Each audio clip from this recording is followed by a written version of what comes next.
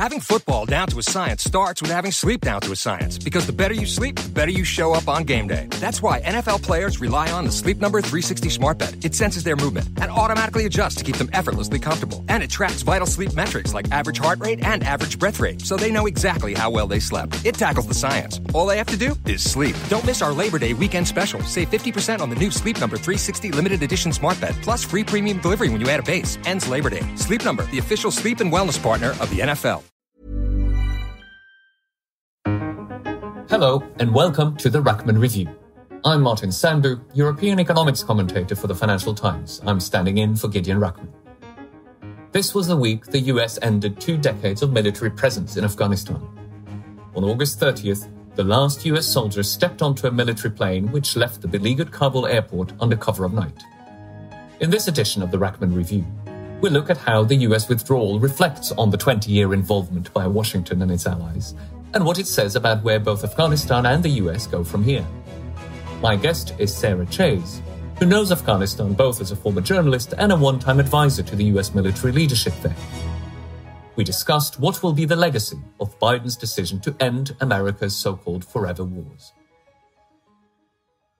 Sarah Chase began her own decade in Afghanistan when US forces first toppled Taliban rule. I was a reporter for National Public Radio, and I had made friends with some of the militias that the U.S. Forces had armed and was riding around town. And interestingly, even then, just after the fall of the Taliban, one of those militia commanders said to me, what are we doing in charge here?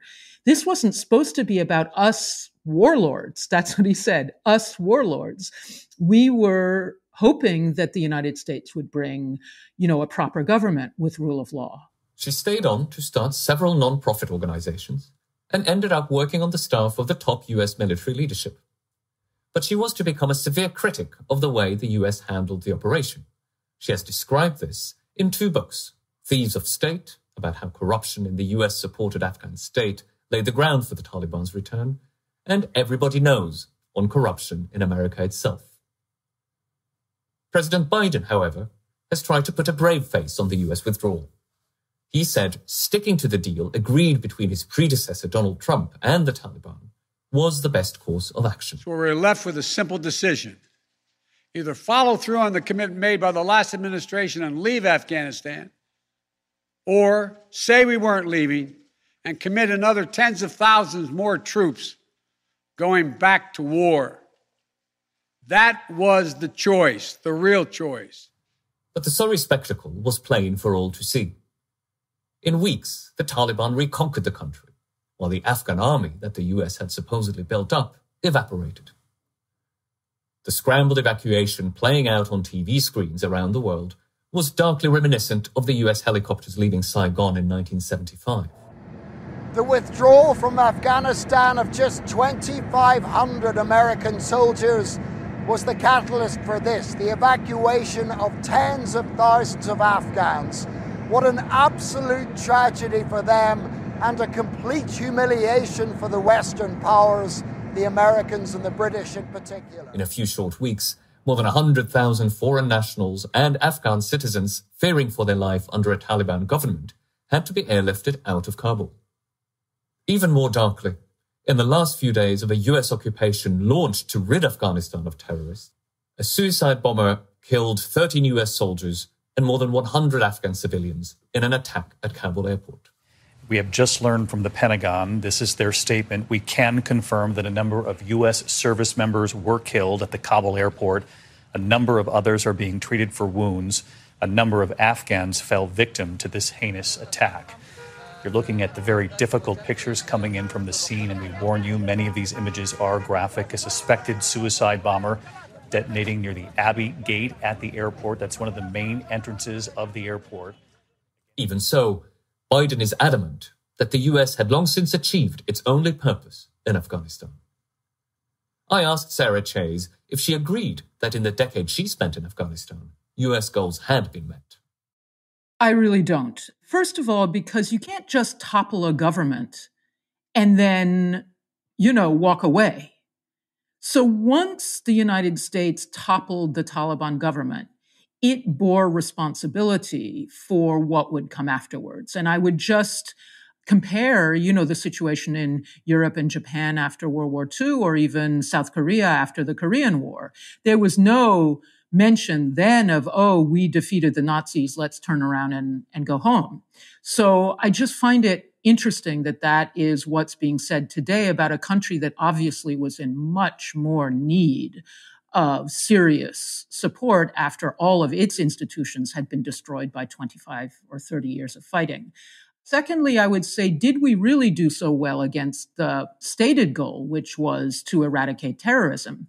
The fact is that the terrorists, both Al-Qaeda and the Taliban, were being supported and maintained and reconstituted by the Pakistani military intelligence agency. And the only reason that Osama bin Laden was eventually killed in 2011 is because, U.S. forces chose not to warn their Pakistani partners that the raid was coming, because they knew that the Pakistani military intelligence agency, the ISI, was likely to warn bin Laden. So here's a country that constituted the Taliban in the first place, that harbored Osama bin Laden, that reconstituted the Taliban beginning 2003, and that on the side was providing nuclear technology to both North Korea and Iran. And yet to this day, that country is still considered an ally of the United States. And so I just wonder, how effective have we even been in addressing the real roots or the supporters of some of these terrorist activities? And finally, during the 10 years, an effort was made, or a stated effort was underway, to establish an Afghan government that could be called a democratic government. However, U.S. actions were actually the reverse. What we ended up supporting and enabling was a government of kleptocrats, frankly, whose practices were increasingly offensive to the ordinary Afghan people whom we were asking to take risks to resist the Taliban. Now, that is, of course, lamentable in itself. Would you also connect it directly to the spectacular military failure of the Afghan forces over the last month? I very much would. And I would say there were a number of factors. One was, first of all, building a conventional army. You were in an insurgency. And who operates well against an insurgency? Well, of course, it's mobile, agile, skillful special forces, not large, top-heavy, equipment-heavy conventional armies. And yet that is what the U.S. and its NATO allies built. The second problem is the army simply wasn't what we thought it was. Equipment was in short supply because superior officers were stealing and selling it. There were not as many men in uniform in the ranks as we said there were, because often names would be put on the roster for people who were not actually in the field so that their commanding officers could collect their salaries. And the second problem is that, these military and police officers who were supposedly fighting the Taliban were also mistreating their fellow citizens and were examples of precisely the type of government corruption that ordinary Afghan citizens found so repugnant. And so what I want to say is that Afghans are good fighters. If they had a government that they could be proud of, they wouldn't have needed our help to fight off the Taliban. I think that the U.S. and its NATO allies were not very alert to what was really happening on the ground. There's no way that there was such a sudden and simultaneous surrender of so many provinces and military units without there having been some negotiating that happened ahead of time. So we had our eyes riveted on negotiations in Doha, whereas the really important negotiations were happening on the ground with provincial governors and with, Afghan National Army generals and whatnot. Sarah, you're describing two things. One is a willful blindness on the part of the US with respect to the role of Pakistan, both 20 years ago and throughout these 2 decades and still today. And you're describing, at best, neglect and incompetence in terms of building institutions that were robust and that could enjoy strong support among ordinary Afghans and Afghan soldiers. So I'd like you to explain how we can understand, account for these failures. What could the US, and for that matter its allies, what could they have done differently? How could they have performed better? Or was this a hopeless task to begin with? It was certainly not a hopeless task, Martin. And, on my website, there is a blog that I put up that was a document that I circulated to the highest levels of the incoming U.S. government in 2009, as well as to the highest military commanders in the field, called a Comprehensive Action Plan for Afghanistan. And it charts a completely different approach that would have put the people, rather than the venal and opportunistic government officials who had pressed themselves forward, at the center of our operations, and imposed a degree of accountability for the gigantic resources that were flowing into the country. It would have made those resources much more conditional, and it would have established mechanisms whereby ordinary people could exercise oversight roles on their own government officials. When I would ask an Afghan how he would define corruption, I'm thinking of one case in particular. It was a grape cultivator from a village outside of Kandahar.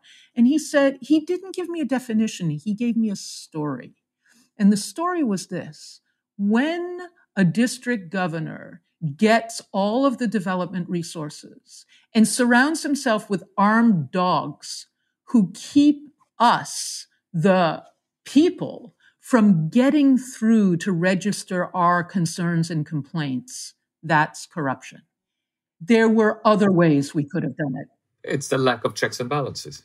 Well, exactly. And so when we say that we were imposing American or Western democracy on a country that just wasn't ready for it or didn't want it, it makes me smile sadly, because I say, oh, really?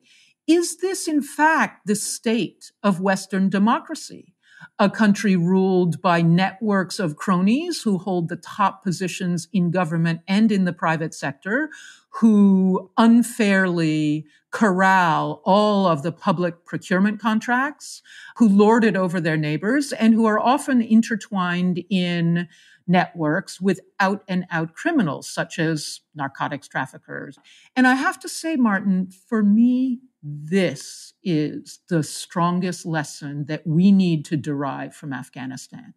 It's not so much about why is our foreign policy failing, or what does the way we behaved in Afghanistan, what does it tell us about ourselves?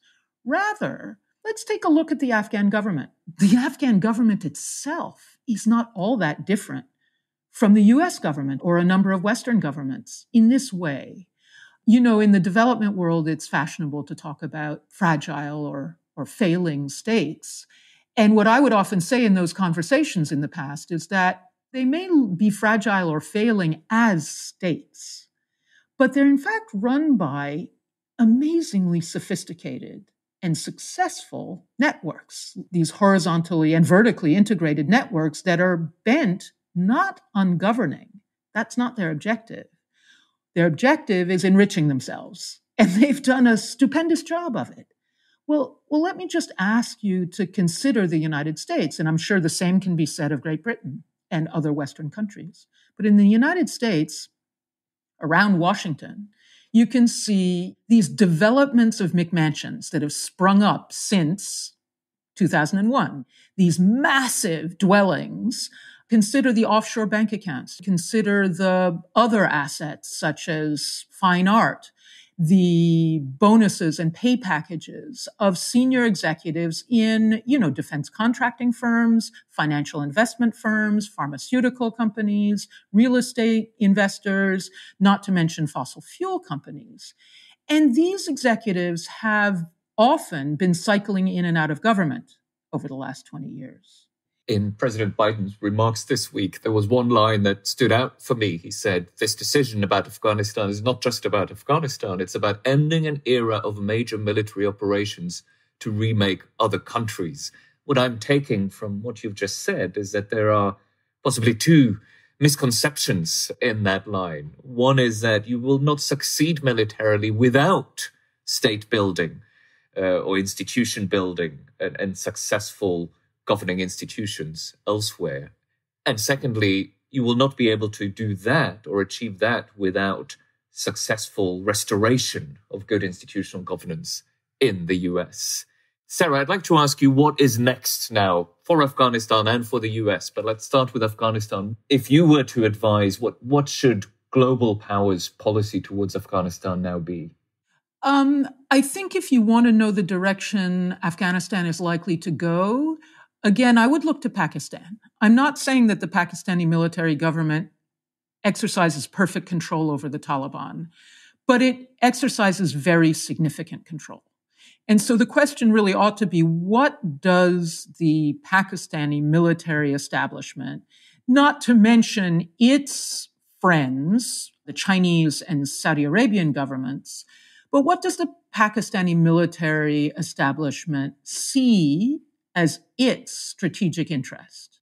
If you can get a handle on that, then you will, I think, have a sense of the direction that Afghanistan is likely to go. Meaning, I don't really see it to be in the interest of the Pakistani military intelligence agency to sponsor large-scale international terrorist attacks like the 9/11 attacks on New York and Washington.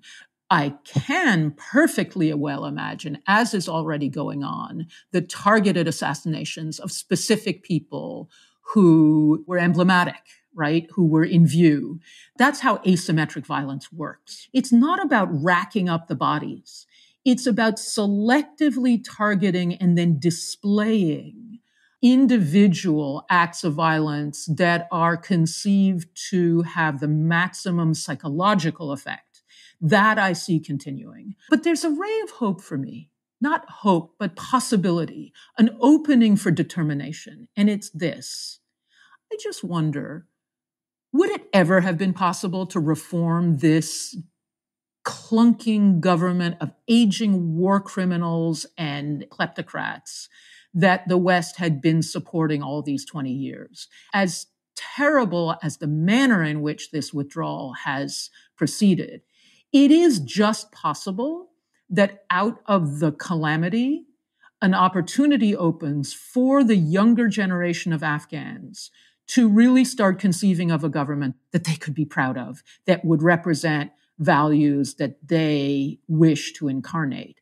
This would be extraordinarily difficult because they would be doing it from outside the country largely, or from a very vulnerable position inside the country, and up against, the determination, again, of the Pakistani military establishment and its backers in China and Saudi Arabia, and frankly, amidst a rather bumbling and uncomprehending Western reaction. But these are the types of people I think that Western governments ought to be seeking out and supporting. And secondly, I'd like to say that, as much as the Afghan population may have changed in the last 20 years, so have the Taliban. And one way is this. They have been watching people they know well make millions off of the international community, and they're very interested in tapping into some of that manna. So I would urge Western governments to be very parsimonious about how they mete out recognition and especially the financial resources that go with it. Because, even when we were supposedly in charge of how that development and humanitarian assistance was provided to Afghanistan, much of it never made its way to ordinary men and women on the ground. Well, how much less of it will be distributed to Afghan women and children when the Taliban are controlling the pipeline? So I would just be very careful and not give in to feelings of guilt and sympathy and just throw open the faucets again, because most of that money will wind up right in the pockets of the Taliban leadership if history is any reference. So I think the international community needs to take a bit of humility from this failure and go slowly and try to keep in touch with ordinary Afghans on the ground. This will be difficult, of course, since, as you point out, even when the US and its allies had the power in the country, they failed to do that sufficiently. Your thesis is that these failures are really rooted in institutional failures in Washington. So to finish, let me ask you what is next for America in terms of its foreign policy, its military policy, and also its relations with its allies who have stood by it and basically let it run the show in Afghanistan for 20 years. Just to pick up on your first point, remember that verification provisions are almost always part of treaties with hostile governments. The same should apply to the Taliban government if, there's ever to be any provision of resources. Those decisions need to be based on conditions, and there need to be provisions for independent verification that the Taliban are in fact upholding their side of any agreement that's reached. For the United States, I really think we're almost in an existential crisis at the moment. And unfortunately, various identity groupings have distracted us from underlying patterns. So whether it be which political affiliation we have, or what gender we happen to be, or what race, those concerns, I think, are overshadowing more than they ought to the underlying problem, which is the super rich and the coalition, the kind of networks of super rich who are really running the country by, again, establishing these sort of super highways where, they spend a few years in government and then a few years in the private sector and in and out and in and out. And the point of being in government is not so much to fill their own pockets then and there with, let's say, procurement, but rather to bend the rules in ways that will serve the network as a whole. And until American citizens really pivot to focus their attention on that danger, which in my view outweighs any danger that any terrorists ever pose to the United States and the world, I think that the future is a little bit worrisome, both for my country and for the world. And the same goes for how we interact with our allies.